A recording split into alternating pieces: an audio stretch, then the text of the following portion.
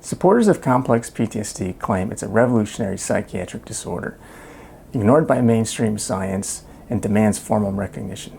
But here's the problem. There's no real solid evidence.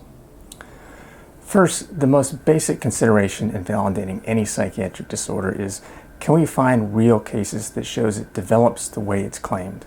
For complex PTSD, there's not one single case study where someone didn't have those extra interpersonal and emotional problems, then experienced repeated trauma, and then developed the symptoms. Zero. None. Instead of starting with clinical evidence, researchers skipped straight to fancy statistical tests, usually something called latent analysis.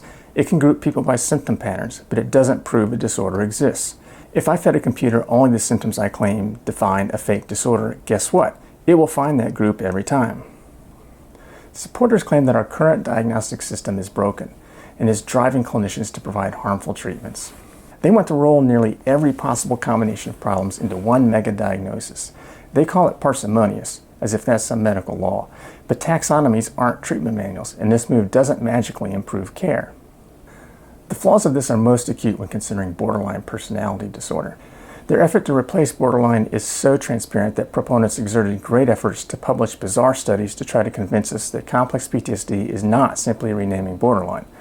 Some proponents, however, recently gave up that deception and came out publicly that borderline should be replaced with complex PTSD. What they're really doing, and what never gets mentioned, is that they're trying to bend taxonomy to their skewed vision of human nature. They are denying the possibility of biological-based human behavior. It's inconceivable to them that anxiety and depression, and most of all personality disorders, could be determined by genetics. It's an oppression-based, genetic denial view of the world, and in this sense, it's clear how complex PTSD is plainly a social justice act of cultural reform. They argue that traditional PTSD therapies fail for complex PTSD patients, so we need new ones. But here's the catch. When they invented special therapy techniques, their patients dropped out of their new techniques at the same rates as traditional techniques.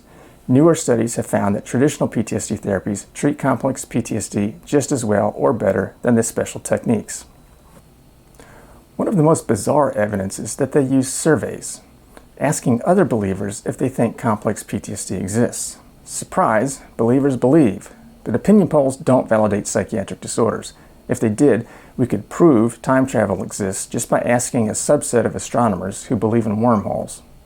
The arguments you'll see most commonly in media and public comments ignores a balanced consideration of evidence. Instead, they jump straight to an argument that their lived experience is proof enough. With a wave of the hand, they assert that applying the diagnosis to their lives gave them profound insight, and that's all we need to know. The truth is, complex PTSD supporters have been running on misdirection.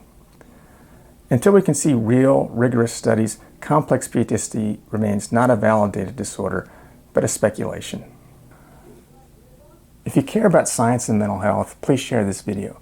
The more we demand evidence, the better care we can give to people who have experienced real trauma.